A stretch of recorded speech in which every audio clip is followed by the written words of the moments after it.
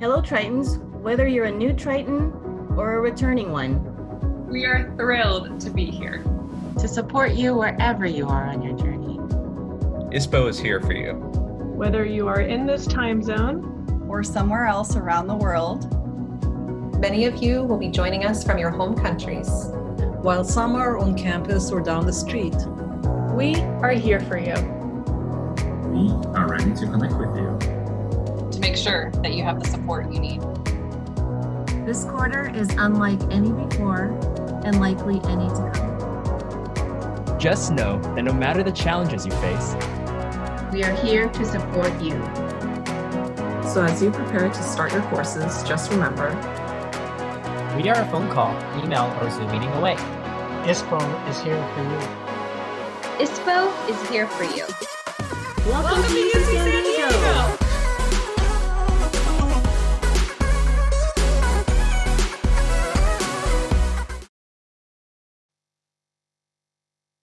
Hello to all of our newly admitted Tritons for fall 2021.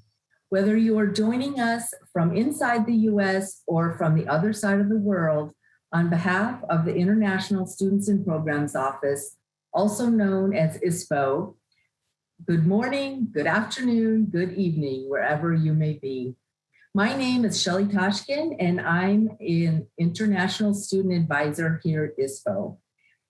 Welcome to the session, Know the Rules Inside the United States, presented by Gabriella Hoffman.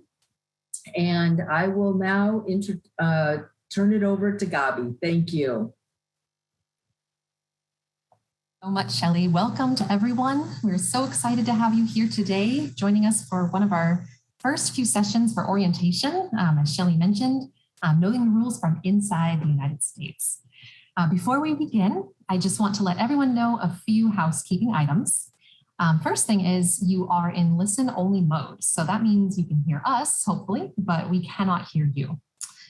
We are recording, so you will be able to view this webinar recording at iwebinars.ucsd.edu at a later point. We normally record these and post them within a week after they have been presented. And to ask questions, we welcome your questions. Please use the Q&A feature to submit questions. You'll see that on your toolbar in Zoom. Please don't use the chat function. You can also contact us at icontact.ucsd.edu. All right, so today's agenda. Today's session is relevant to students who plan on studying inside the United States this fall quarter. We are so excited to welcome you to the US and are really, really thrilled to see your faces here on campus this quarter. We're going to talk about your support system on campus. We will review your immigration documents together and perform what's called a document self-check, discuss F1 and J1 regulations, and also review resources for travel and emergencies.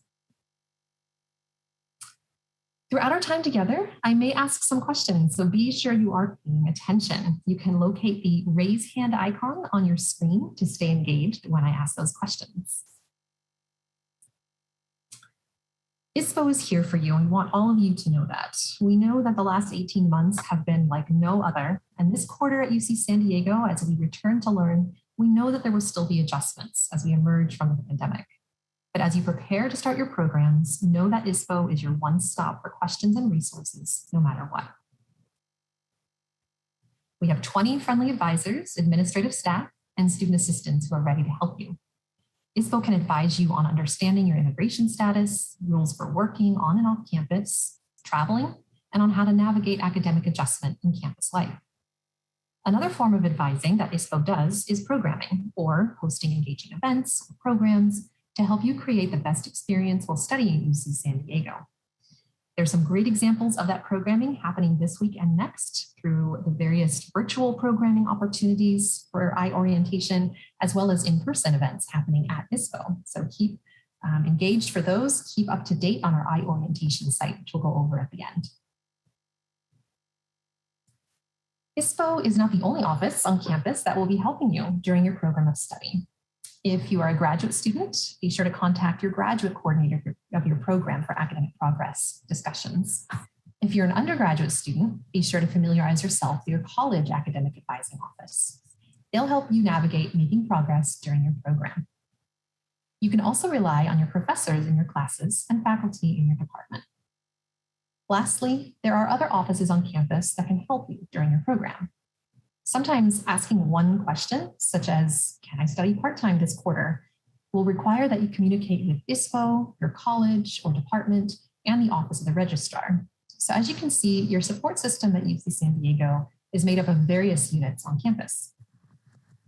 As you transition to virtual communication, as we've all become more accustomed to throughout the pandemic, alongside in-person interactions with campus units, take note of various communication methods. While ISPO is available through Zoom advising and on a walk-in basis, other campus units may only be available through the Virtual Advising Center or by email. So be sure that you take note of that.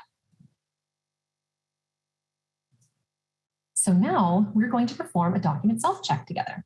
If you have these documents handy, take them out. If you weren't able to register and attend ISPO's Meet ISPO and Understand Your Immigration Documents session, make sure you access the recording when available to get a more in-depth look at your immigration documents. All right, so now we're going to launch into this portion very soon. Make sure if you do have it, you have your passport, your visa page, which is inside your passport, your Form I-20 or DS 2019, and your Form I-94. If you already entered the US, you would have this document. First, we're going to start off with a video. So to test your knowledge about your immigration documents, let's get started.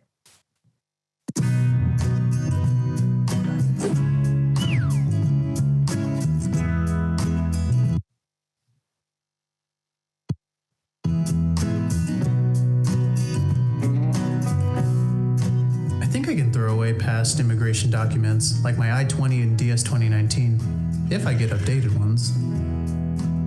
All right, what do you all think? Think it's true? Raise your hand.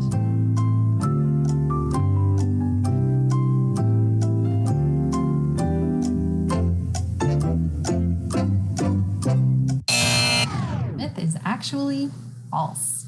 So great job to those of you who were paying attention. Hopefully you will have all done your iTriton online training, which would have clarified this for you.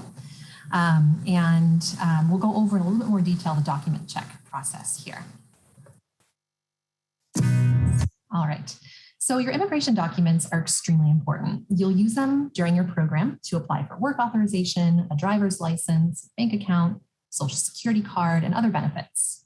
As we've learned, keep all copies of your Form I-20 or DS 2019 from ISPO at every institution you attend. You never know when you'll need them. Sometimes you'll need them to apply for work benefits, or if you're changing to a different visa status in a few years. Also, keep all of your documents valid and up to date. It's also a good idea to take photos of your document and keep digital copies on your phone so they're accessible. For those of you who have an I-20 document, these were issued electronically due to the pandemic. These are valid documents, and it's actually quite a convenient way to have them and keep them accessible wherever you are. We will continue to issue those electronically for the time being unless guidance changes. For those of you with DS 2019 documents, the rules remain that you can only have hard copies of these documents. So if you want to keep a copy for yourself in digital format, you may take a photo and keep that. Just know that they are not valid for visa renewals or for travel. So make sure you have that hard copy with you. And remember, with your I-20, even if it is electronic, you still need to print it and have a hard copy when you travel or apply for a visa. Lastly, remember that each time you enter the US, you have to do a document self-check similar to what we're doing today. So let's learn how to do this together now. The first document is your passport. If you have it, turn it to the page with your photo and biographical information. Check to ensure your biographical information is correct. Also, note the expiration date. Your passport must be valid for at least 6 months into the future. If your passport is nearing the expiration date, ensure that you renew it. This process can take some time, especially with the pandemic. We've seen passport renewals take a little bit longer, so renew it as soon as possible. Your passport can be renewed inside or outside the US at your country's embassy or consulate. The next document is your US visa. This page should be located inside your passport. You can think of your visa like a key. Like a key, you only need a valid visa to enter the United States. However, once you're inside the US, it's okay if you no longer have a key or a valid visa.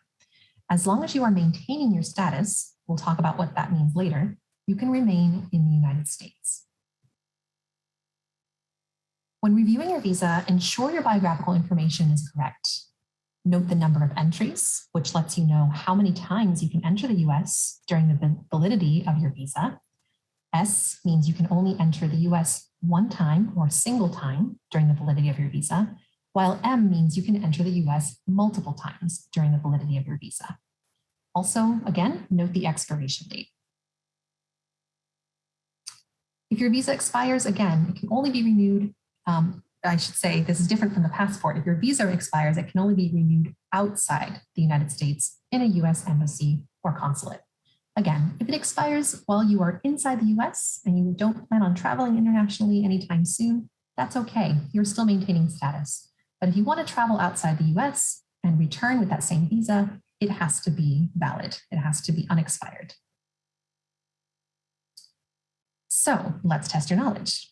You're inside the US and you notice that your F1 visa or J1 visa is expiring in 2 months, which is in the middle of fall quarter. Can you remain in the US legally? Raise your hand if you think yes. Yes, okay. So exactly, as long as you are maintaining your status, you can remain in the US legally. F1 and J1 students are obligated to keep their I-20 and Form DS 2019 up to date. Make sure the program end date, which is an expected program end date, is valid, in addition to the program level, major, and biographical information. You must submit any changes within 10 days by submitting a request to ISPO through the iPortal. Once you've arrived to the US, you will receive your most updated electronic form I-94. This is known as your arrival departure record. You can generate your electronic form I-94 online about 24 to 48 hours upon arrival by visiting i94.cbp.dhs.gov. To access that information, you will first enter your information from your passport in the fields here. Then you'll be able to print your form I-94 or keep an electronic copy for your records. Check to ensure that the class of admission is correct. So it should say either F1 or J1. The admit until date states D/S, which means duration of status, and that your name is correct. If any of this information is incorrect, contact ISPO and we can tell you where to go to update and correct this information. We do sometimes see, because so many people come through Customs and Border Protection, sometimes an F1 student will have their class of admission listed as J1 or vice versa. So be sure you're checking this every time you enter the US to ensure that it is correct. In addition to your immigration documents, you'll also need to ensure you report your most updated address to ISPO. Visit tritonlink.ucsd.edu and click on addresses to update your US address, foreign address, and also emergency contact information within 10 days of any change. When updating your current address, note that your current address can be a local US address if you're here or if you depart at any time during the quarter. You can also use a foreign address. There are instructions on Triton Link on how to input your foreign address if needed.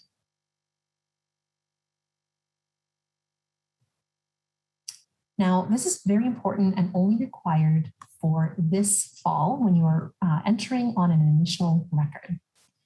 Upon arrival to the US, all students in initial F1 or J1 status need to log in to iPortal and submit the fall 2021 check-in form so that ISPO can activate your CVIS record. You will need to upload a copy of your form I-94 that we just discussed to show that you've entered, and also have updated your current address as your US address in Triton Link.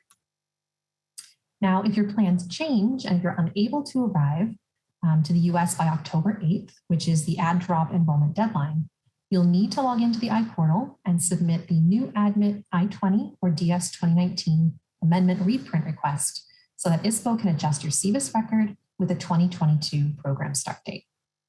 Also, you'll need to update your current address to your foreign address outside of the US in Triton Link, if this is the case. More instructions are listed within the iPortal here at iportal.ucsd.edu. All right, now that you are all experts at doing a document self-check, let's go over F1 and J1 regulations so you know the rules. So what does maintaining my status mean? We use the term maintaining status quite a lot when we're talking about regulations, but what does it actually mean in practice to maintain your status? What does it mean to hold an active CBIS record, valid F1 or J1 status, or even to fall out of status? When ISPO first issues you a Form I-20 or DS 2019, you hold what is called initial status. This means you are ready to start your program on the program start date listed on your document. Once you arrive to the US and start your program, ISPO will then activate your CBIS record, and again, using the iPortal check-in form, that will allow us to do this for you. So maintaining status means that you will follow certain rules, regulations, and reporting requirements for the duration of your program. If you don't follow the rules, you can then fall out of status and accrue unlawful presence in the US, which of course is not good. You always want to make sure that you're maintaining status in the United States. Now you'll notice that instead of your program end date on your I-20 or DS 2019, we list your last date of enrollment of classes because the program end date on your Form I-20 or DS 2019 is only an expected program end date, okay? So make sure that you pay attention to this end date because you might need to make adjustments to it later. From your true program end date, which can be the last date of your final quarter, or for graduate students, a comprehensive exam or defense date, you continue to maintain your status, but you enter into what is called your grace period. Your grace period allows you to apply for your next steps. You can apply for work authorization, you can start classes at a new school, prepare to depart the US, or even change your visa status. F1 students have a 60-day grace period, while J1 students have a 30-day grace period. You can continue to maintain active status if you apply to work after graduation, as mentioned. If you transfer to a new school to start another degree level within the next 5 months, you will return to initial status and at the new school and start this whole process all over again. However, if you decide to depart the US or do not take any action before the end of your grace period, your CBIS record will auto-complete and you will be out of status. So make sure that you are taking some kind of action within your grace period, either to depart the US or apply for one of these benefits. Maintaining status, again, means that you'll follow certain rules and regulations and reporting requirements for the whole duration of your program. So let's look at those rules now. We are going to be covering full-time enrollment, the need to update your I-20 or DS 2019 when there are changes, maintaining academic standing and integrity, following federal rules and regulations, and finally, obtaining work authorization. First, we're going to go ahead and get started with another video. All right, so to test your knowledge about full-time enrollment, here we go.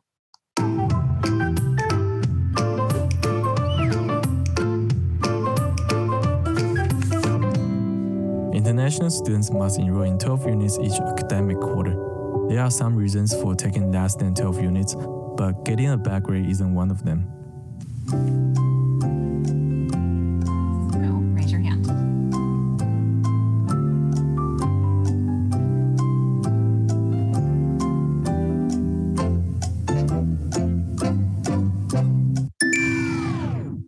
This myth is true. So there are certain reasons that students can drop below 12 units. We will go over those in just a moment. So you should plan to enroll and remain enrolled in a minimum of 12 units each academic quarter at UC San Diego. This applies to all F1 and J1 students. Summer is not required and is considered a vacation term, so you don't need to worry about this during the summer months. However, during fall, winter, and spring, you do need to be in at least 12 units. There are exceptions to taking less than 12 units, as the video alluded to, but there are certain very specific reasons. There are academic reasons, medical reasons, or if it's your final quarter and you are graduating from UC San Diego, that is, you're getting your degree from UC San Diego, you're not on an exchange program, that's another reason you could apply for reduced course load. But for example, if you are failing a class or not doing well and you just want to drop the class because you're not doing well, that is not an acceptable reason. There are very specific reasons. More information has gone over on our website about this. So we encourage you to visit our website, and it's also covered in iTriton.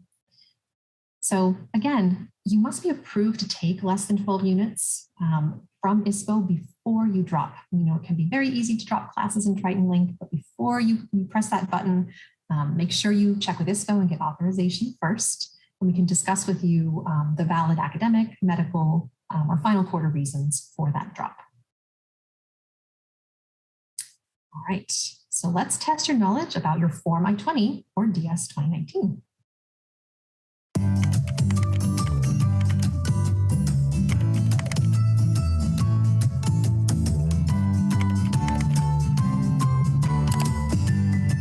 I should always note the program end date listed on my Form I-20 or Form DS 2019. If I don't complete my program by this date, I need to apply for an extension before this date, or I can face problems with my immigration status. You think, use the raise your hand icon again if you think this is true, or keep your hand down if you think it's false.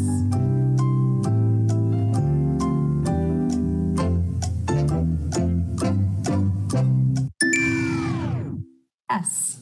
So again, as we talked about, it's very important to keep an eye on the end date of your I-20 or DS 2019. We issue your documents at the very beginning of your program, and it is an estimated end date. If you need more time to complete your program, you need to get approval, of course, from your department first or your college, and then you need to work with ISPO via the iPortal so that we can adjust your I-20 or DS 2019 and provide an extended end date on your document so that you can maintain status in the United States. All right. So again, many students, it is quite common, do forget to extend their program because the current program, before the program end date listed. In addition to this document, you need to ensure that there are certain changes, if those changes occur, that they are reflected on your Form DS 2019 or I-20. So for example, if you are changing majors, you can change your major and it might be reflected in Triton Link, but it doesn't automatically become reflected on your I-20. You need to request that document from us. Or if you're taking less than 12 units, or if you're taking a leave of absence or a gap quarter, maybe you're transferring to another school, or you're withdrawing from UC San Diego. All of these things have an impact. You need to report those changes to ISPO so we can update your I-20 or DS 2019. All right, let's move on now to academic standing and integrity, which is another really important piece to maintaining your status.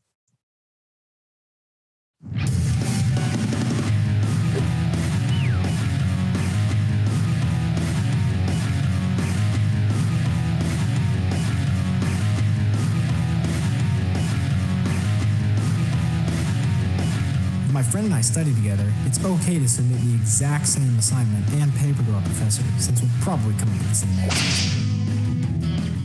Right, what do you think? Again, use the raise your hand icon if you think this is true.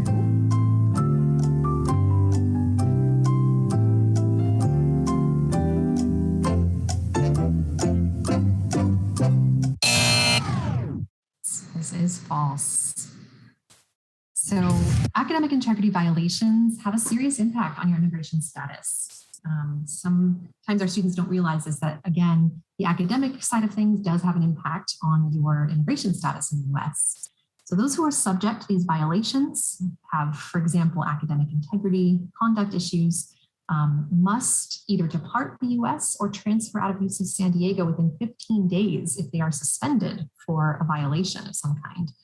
This doesn't give students much time and can be very, very stressful. So we encourage students to learn more about excelling with integrity and by visiting the Academic Integrity Office at aio.ucsd.edu. We encourage all of our students to review course syllabi and understand what's expected of you when collaborating with your classmates and conducting research. This can look very different in the United States compared to how things are done in different countries. So we respect and understand that our students are coming from different places and have different expectations, and what the US's expectations might be or UCSD's might look very, very different. So we want to make sure everyone's clear and everyone understands. It's a great idea to read those course syllabi, communicate openly with your professors, with your TAs, and ask questions if you have any questions or any concerns. And again, contact the Academic Integrity Office if you're concerned at all or are not sure how to conduct certain pieces of research appropriately within the rules so that you maintain your status. All right. So let's move on to following federal rules and regulations. Play this next video and have you take a guess here at the right answer.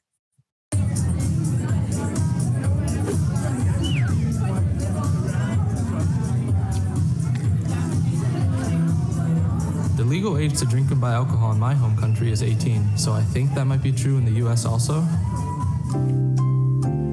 the raise your hand icon if you think this is true.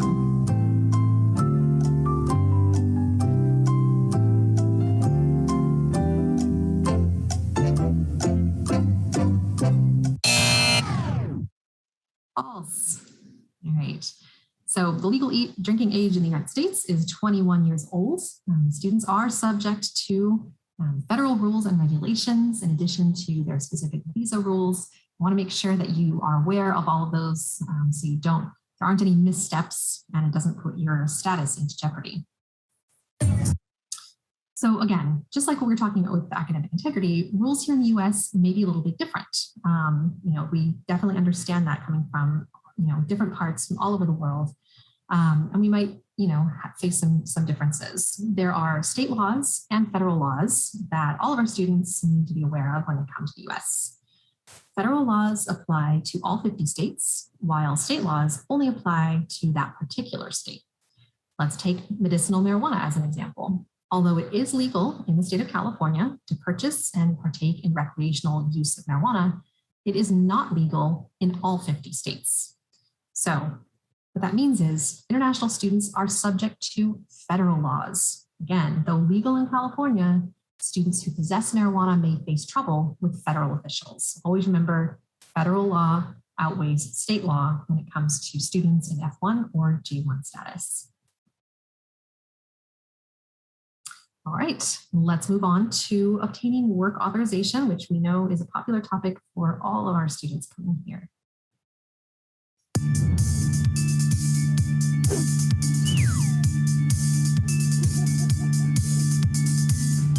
Now that I have a social security card, I can work anywhere, anytime. All right, so those of you who think it's true, go ahead and raise your hand.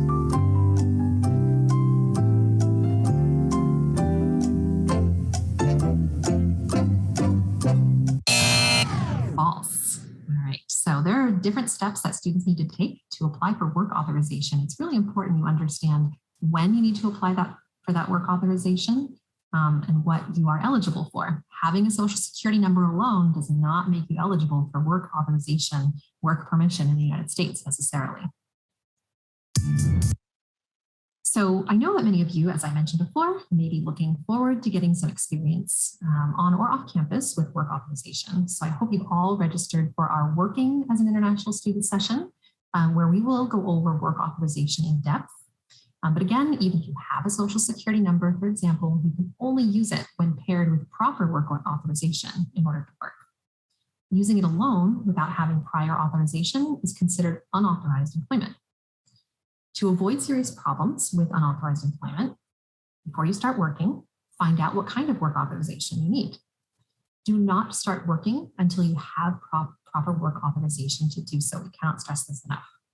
Make sure you visit iwork.ucsd.edu to explore different types of employment available to you during and after your program. And again, join us for our employment session so you learn more about what you're eligible for.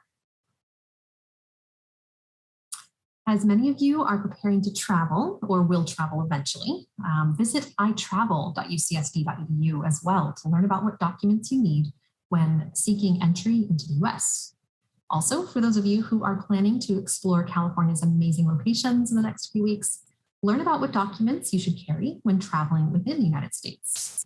Ensure you have a valid travel signature on the second page of your Form I-20 or on the first page of your Form DS 2019. Again, that is itravel.ucsd.edu. And then we're also encouraging all of our students on the Contact Us page of ISPO's orientation website, iorientation.ucsd.edu. You'll find a download link for ISPO's International Student Emergency Contacts. So this card is important. We're encouraging all students to download it, keep it as a digital copy on your phone. It contains important phone numbers as well as tips on what to do if, for example, you were detained by U.S. Immigration and Customs Enforcement or arrested, for example. These give some really good phone numbers and resources in case you are finding yourself in a situation at all. Of course, you can always contact ISPO as well during work hours during the week. All right, so I hope you all learned so much from today's session. I know it was a lot of information, but all of today's information is available on our website, istudents.ucsd.edu, as well as our iWebinar site. ISPO also provides updates and immigration regulations and reminders to help you maintain your status on our Instagram and Facebook account. Another useful tool is the UC San Diego mobile app, which has helpful tools to navigate campus. And lastly, we do our best to remind you of regulatory updates through social media, UC San Diego's mobile app, and through ISPO's iStudents newsletter sent to your UC San Diego email. But it is up to you to stay up to date and know the rules. I'd now like to go ahead and turn it back over to our host, Shelley, so we can address some of the questions that you have today.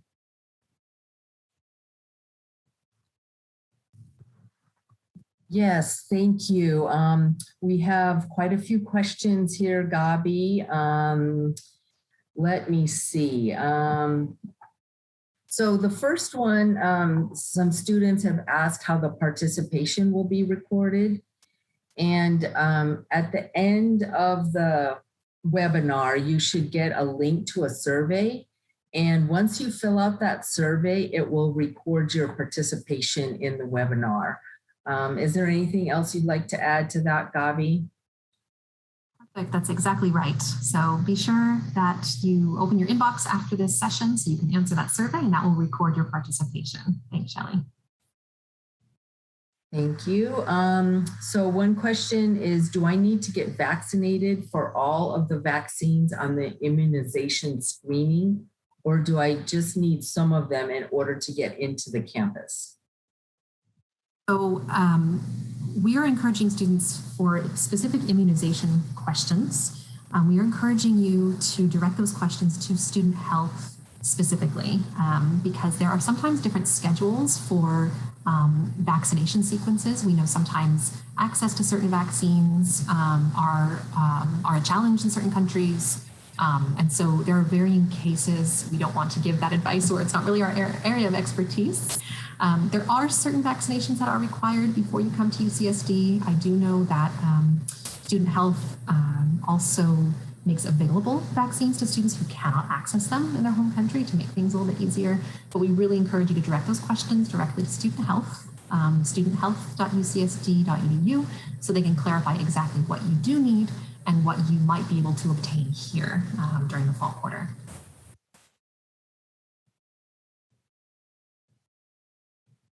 Let's see. So a student has applied for a SSN support letter with a wet signature. Are students able to come to ISPO to pick up those documents, or are we still mailing them? Yes, that's a great question. So glad you asked, because this is a recent update to our office. So ISPO is once again open for students to physically come to the office and pick up documents. We are still offering advising sessions virtually. We find that's the best and most accessible for our students. But document pickup, hard document pickup is available at ISPO hours. Our 9 a.m. to 4 p.m. If you check our website, icontact.ucsd.edu, it will list our hours and location. So when they request the document through iPortal, it'll have an option to pick it up then? There should be there. Mm-hmm. See here. Can we get a California driver's license using a foreign one, or are we supposed to take the California driving test before getting the local driver's license? Yeah, so we encourage our students, we have a section on this on our website, actually, living in San Diego, I believe, but the DMV can clarify this, whether you need to get a California driver's license. If you are, spending significant time here rather than just being a visitor, more likely than not that you will need to apply for, your California driving test, or at least take the written test so you can get a California driver's license. If you were a visitor, it would be a little bit different, but we encourage you to check the DMV site. This does go over this in detail, what's required for individuals who are going to be sort of longer term on a student visa like yourselves. So a lot of students have asked, a lot of students are transfer students, and so they're already inside the United States, and they want to know if they need to fill out the check-in form. Yes, that is an excellent question. Yes, even transfer students need to fill out the check-in form. Even though you're a transfer student and you're physically here in the US, your I-20 document with UC San Diego is still in initial status, and we cannot register it until we know you are here physically in the US. We did have transfer students last year who were still outside the US, so we would not have been able to register them. Therefore, it's really important that you confirm your location here, and then we can register your record. If I have 2 addresses within the United States, can I have just one of them listed in my profile as a current address? Yes, that's completely fine. If you have 2 addresses, sometimes students will add both under current mailer. If your permanent address is the most important thing, if your permanent address does need to be an address outside the United States, it cannot be a US address. Okay, so make sure that is an address outside the US. But if you have 2 US addresses, that can be, I believe, in the current mailer address field, you can add, I believe, 2 addresses. So this is similar to the transfer student question, but just to reiterate, the question is, I used the same CVIS number for a different university last year and I transferred here. Do I still need to activate the CVIS record? Yes, it still needs to be activated, which means that you still need to fill in the check-in form, because even though you transferred, it's still only in initial status right now. You haven't begun your studies yet. So yes, please fill in the check-in form, all transfer students included, so that we can register your record for you. Great. And if their visa shows their previous CVIS number from their previous school and they travel, do they have to get a new visa?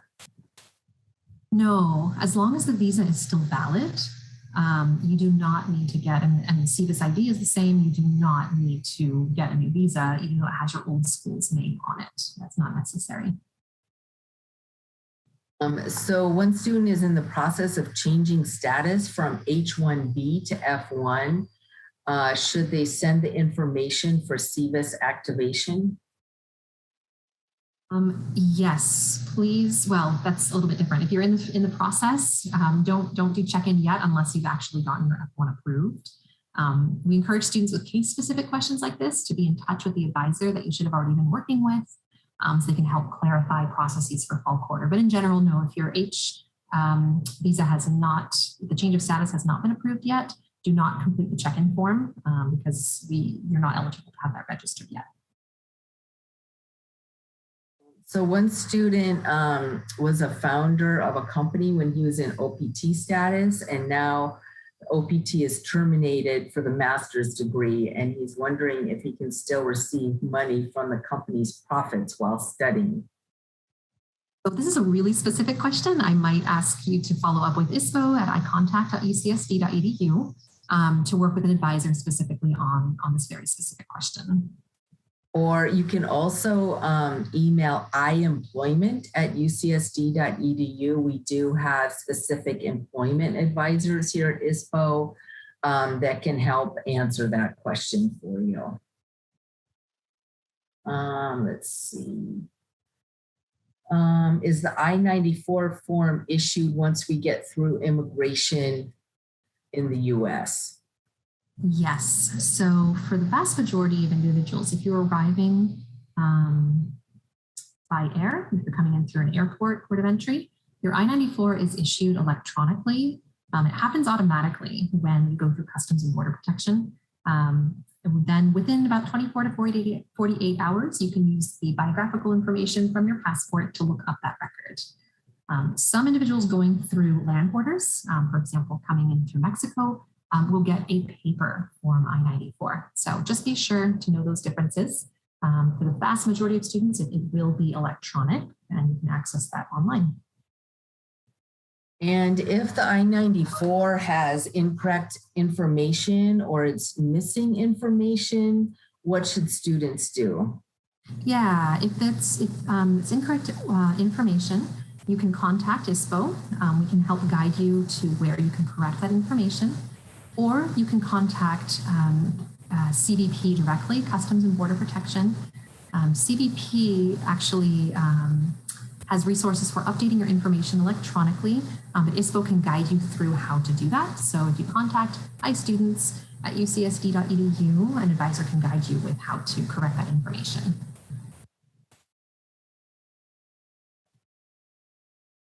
Let's see here. So if an international student has never left the US since the pandemic, should they still upload the I-94 and activate the I-20, even if they haven't left the country recently? Yes, even if you have not left the country, if you are a transfer student who requested and received an I-20 from UC San Diego, through the iPortal, which you all should have, even if you haven't left the US, you need to request that I-20. You still need to submit a check-in form and we need to see this register your record. And a student asked if we have any additional resources for the border commuter students. So which is actually quite surprising considering we live, obviously in a border community. We don't have very many students who are border commuters, but we do have a small population.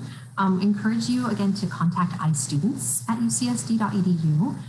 There might be additional resources for you to connect maybe to other border commuter students to kind of go over what the process might look like for entering the US, because we know that does look a little bit different.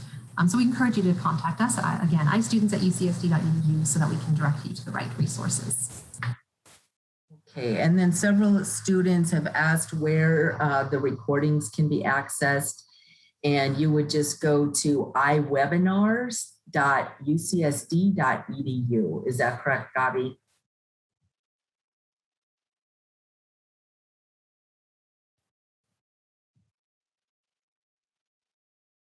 Gabi? I'm not hearing you. Sorry, Shelly, I didn't hear you. Oh, to access the recordings is at iwebinars.ucsd.edu. Is that correct? Yes, that is correct. iwebinars.ucsd.edu. The recordings normally take about a week to get up on the website, so just give a little bit of time, but they will be available then.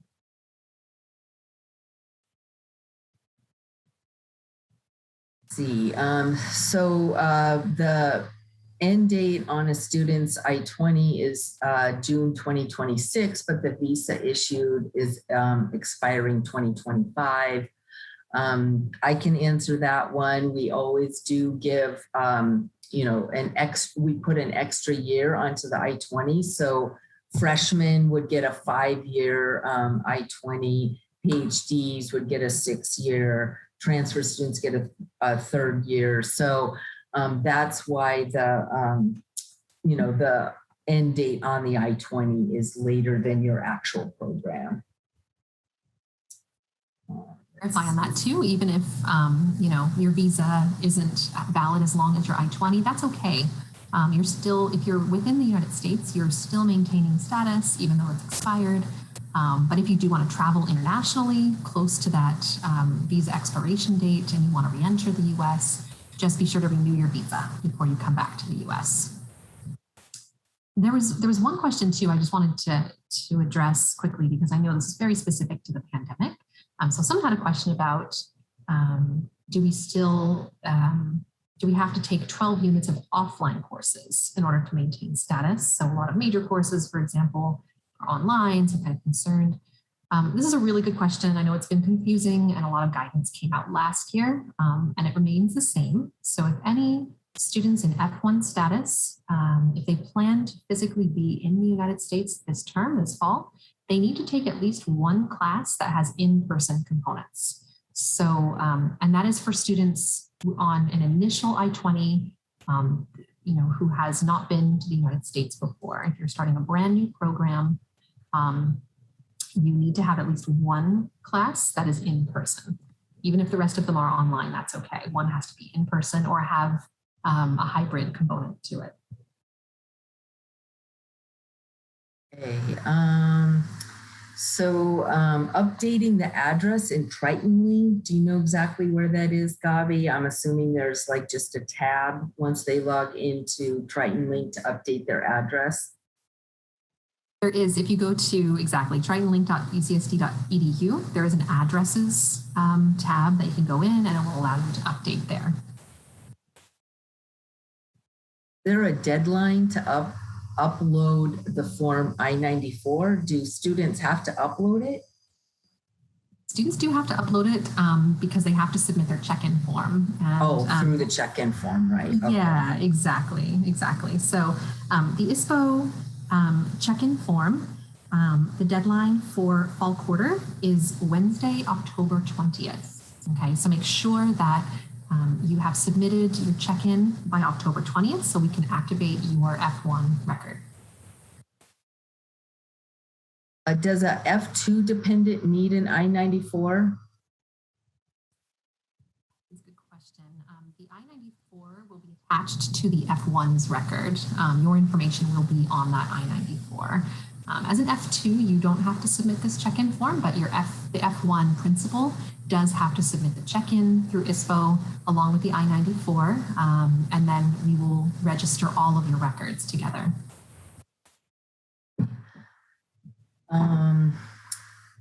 Let's see. So there's a question, what if I have to take less than 12 units because I'm an F2 student in the process of changing to F1? Yeah, so for students who are in a change of status situation, your situations are unique. F2s cannot study full-time, so you must remain at part-time. We encourage you, if you are not already working with an ISPO advisor, to please get in touch so that we can make sure that it is approved by our college to take less than 12 units. Please contact ISPO, istudents@ucsd.edu if you haven't already been working with an advisor so that we can ensure you're maintaining status. Will an RCL in the first quarter have any impact on OPT or CPT? No, it will not. If you have a reduced course load, if you apply for it and it's approved, this does not have any impact. It allows you to maintain status and you can still continue because you're still maintaining your status. You can still apply for those benefits, either CPT or OPT when you become eligible, which is after the first year. So a question about Christmas break, which is December 11th to January 3rd. A student wants to know if they can travel and then come back to the US during that break period. Yes, yeah, it's actually quite common for our students because it is a longer break to travel either within the United States, to travel around and see the US, or to return home and then come back to the US. So we definitely encourage students to do this, your families, if you would like to. Just be aware, again, to make sure you bring all of your documents with you when you enter the US, the same documents you're bringing now or brought with you now to enter the US the first time. Valid I-20 with a travel signature. Remember that travel signature is valid for 1 year. So if you received an I-20 from us for fall quarter, that was likely issued this summer, that travel signature is valid through next summer. You don't need to renew it every time you travel, only when it comes down to its expiration date. But yes, you can travel. Do know that the on-campus housing is closed during the winter break, so students will need to make plans during that winter break time. Does TA-ship count as work?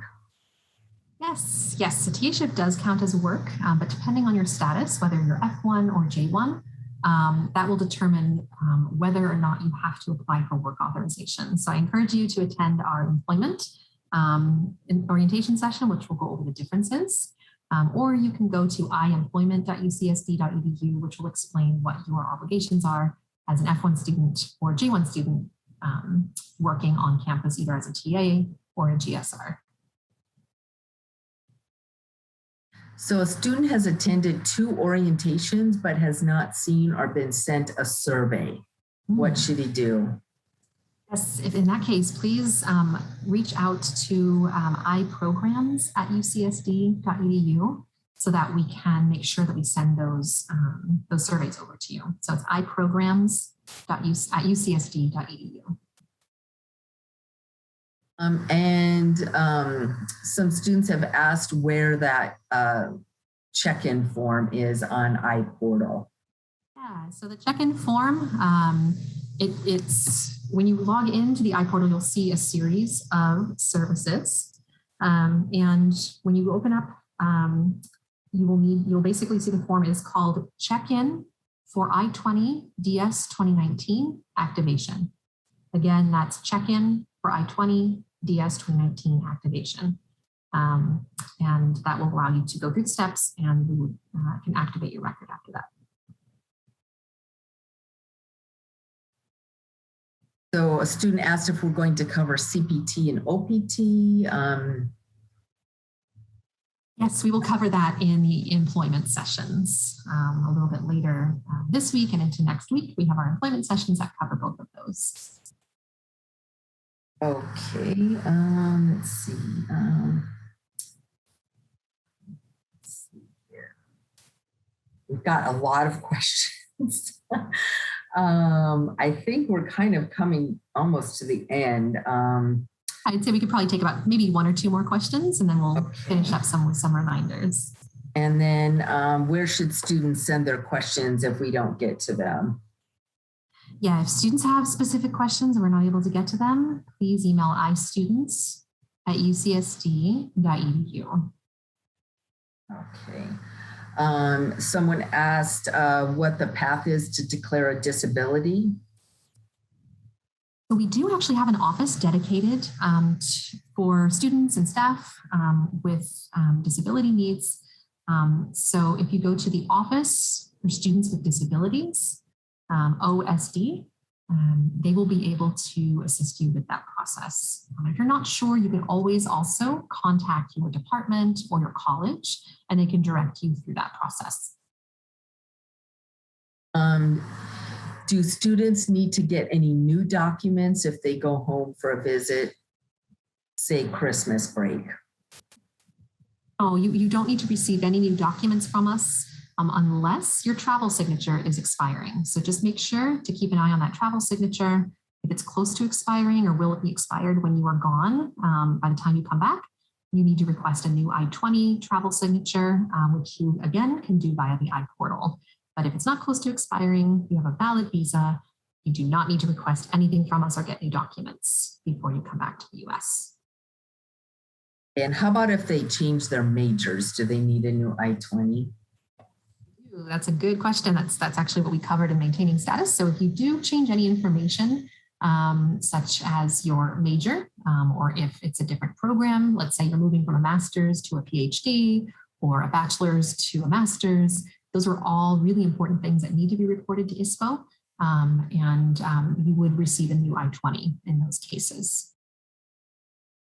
All right, so I'm gonna have to wrap it up. Unfortunately, those are some great questions. I know we had a lot, but I do encourage all of you that if you have specific questions to reach out to istudents@ucsd.edu.